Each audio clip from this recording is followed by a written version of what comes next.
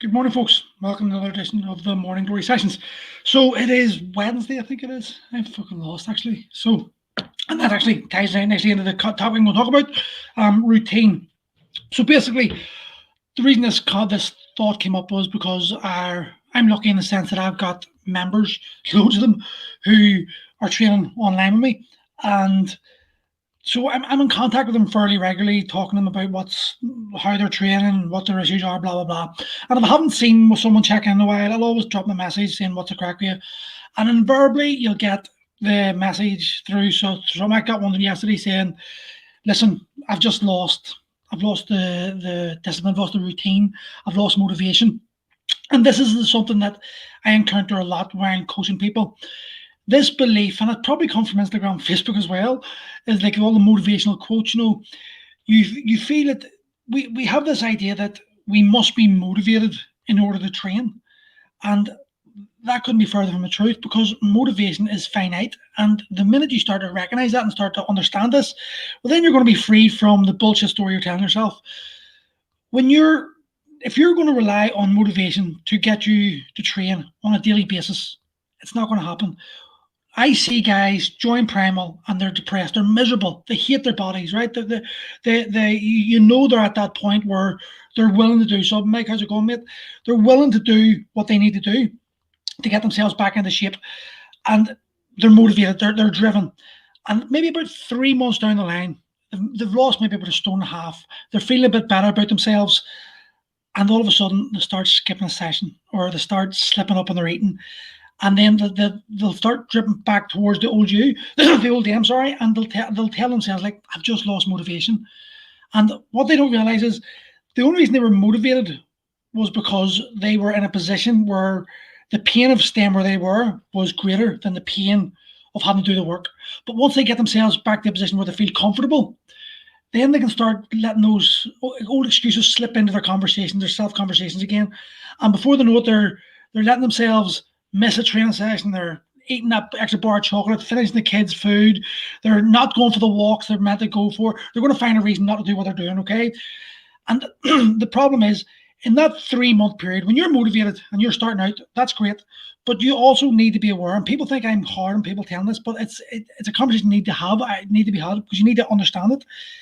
You should be using those 3 months of motivation to create a routine, to create the self-discipline required to get you going, to get you continually doing what you're meant to be doing long after motivation has waned. If you get up, if you're like, it's getting the brighter days now, getting up early and doing a training session when you're overweight and you know it's going to do good isn't going to be that hard. It's going to be pretty easy, in fact, because you're ready, it's new, you're willing to do it, and you're going to see the results fast. Is the other thing about training. When you start, the results start happening very fast. But what happens when it comes January and it's pissing down with rain and it's -3 outside and the wind's howling out the window and you're lovely and warm in your bed and you take it up for a 6 o'clock session? You're going to find an excuse not to do that if you haven't created a routine, if you haven't created the self-discipline. And the self-discipline comes from finding, yeah, I know it's overused, the saying, but it's true. Finding your why. Why is it? What's the reason you've done it for in the first place? Now, I've done this in the talk before. I'll quickly go over it. When I ask a guy, why are you here? I want to lose weight. That is their surface layer reason for being there, but it isn't like layers deep. And if you turn around and say to someone, why are you going to lose weight, or why do you want to lose weight? And I go, because I don't like who I am. And then you go, why don't I like who I am? Because, and then why not like that? And why don't I like that? And eventually you get to a point. It was like when I was a 4-year-old child, I was bullied by the guy in the street. And ever since that moment, I've lived my life, blah, blah, blah, blah. There's always some deeper layer of reasoning, of excuses as to why you are wanting to do what you're doing. But if you're not willing to explore that, well, then you're probably not going to succeed in your journey, because, well, not you probably won't, but you're definitely reducing the chances of you being able to succeed in that, because you're not focusing on that real reason why. Your surface layer wise, I want to lose some weight. So when you lose a stone, well, then you've lost some weight. You've achieved that goal. Now you can let go of the focus. You can now decide to yourself that, sure, what's the problem? I got that. I can do it again. But if you turn around and think to yourself, the why is maybe I want to be able to be. I want to be around to walk my daughter down the aisle, and I'm obese now, and I know that I've only got 10 years left if I don't change my attitude now, and I want to be there in 20 years' time to walk her down the aisle. All of a sudden, you give yourself a stronger why. It's beyond you. It's bigger than the reason you're doing it. You're doing it for someone else. You're doing it for your children or whatever. I'm just giving an example, but that is going to be able to get you up a lot easier. Aaron, how's it going, mate? It's going to be able to get you up a lot easier than deciding to I want to lose some weight, and that is the importance of routine. Now, what my problem with this is, the fitness industry again has bastardized it and ruined it like they always do. And I'm going to blame a guy that I follow regularly and really like, Jocko Willink. It's not his fault, but he's probably one of the reasons why this has started. And Jocko Willink, you don't know him, he's a Navy SEAL, and he's pretty famous with Joe Rogan and all. He does a black belt in BJJ. And he always posts up a photograph of his watch at, say, 4:53 a.m., time to get it. So he writes some sort of motivational quote like that, because he's been in the army, he's been in Navy SEALs, and that has been his routine for 20, 30 years. Now, what the fitness industry have done is they're thought themselves, fuck yeah, that's cool as fuck, I'm going to do that. So then they start posting up their pictures of, I'm up at 6 o'clock. Listen, I done it. I put my hands up and said I done it myself. We've all been guilty of it. But why was I doing that? I was doing it because I thought that's what you'd done. But there was no reason. There was the routine I was trying to build was not intrinsic to me. So it's invariable that after the motivation waned off, I just didn't do it anymore. And then you can see a lot of like the PT type influencers.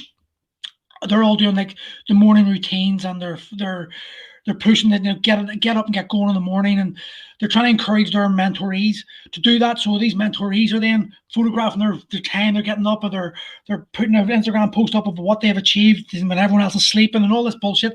And in my opinion, what it's doing is it's actually making people feel shit about themselves.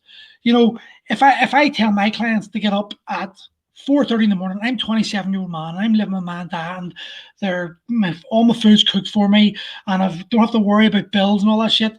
Well, then getting up at that time probably isn't that hard. It means sacrificing a Netflix show. But if I'm a 42-year-old man and I've got an 8-year-old kid, a 5-year-old kid, and a 13-year-old, and I've got a job, and I've got a wife, and I've got a business, trust me, I'm stressed enough. I want sleep. I don't want to be able to I don't want to have to get up at 5:30 an hour before I should get up, just because that's what my 27-year-old PT is telling me to do. And then when I try it, because I'm convinced, because I'm a fool, because I think, well, I'm paying this guy money, he obviously knows he knows what he's talking about, even though reality is I'm 48, and I'm not 48 by the way, I'm 48 and he's 27. That sort of logical conversation goes out of the way, and we focus on he's the expert, I'm not. So we'll start getting up, we'll start doing that, and we become miserable. Now, I did all this, so I'm talking from experience when I say I encourage my clients to do this. Now, when I done it, my ex was, I think, 6 months pregnant with Evelyn, my second child.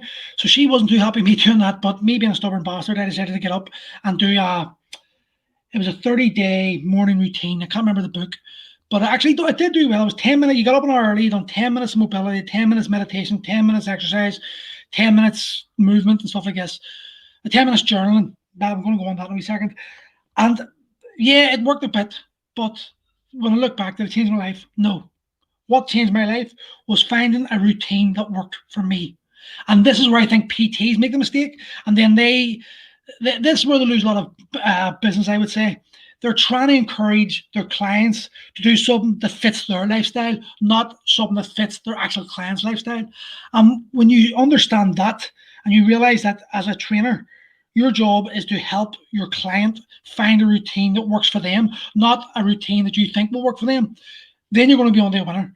But trying to push your clients on to, and this is what happens a lot in the industry, and I talk to men all the time who come to me because they're sick of the 27-year-old PTs, and they tell me the same story over and over again. So this is happening on a regular basis.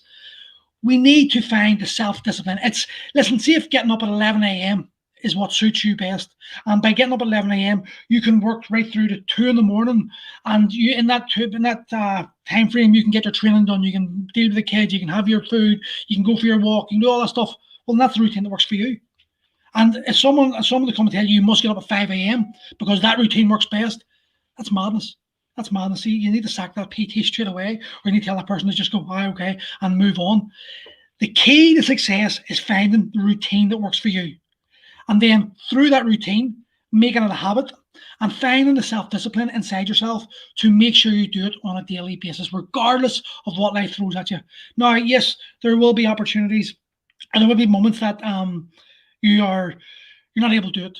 But that doesn't mean that you have to give up. And that's another thing I'll see a lot of people doing with like, oh, I can't do this, but I missed that day, so I'm going to quit the whole thing. I'm a failure.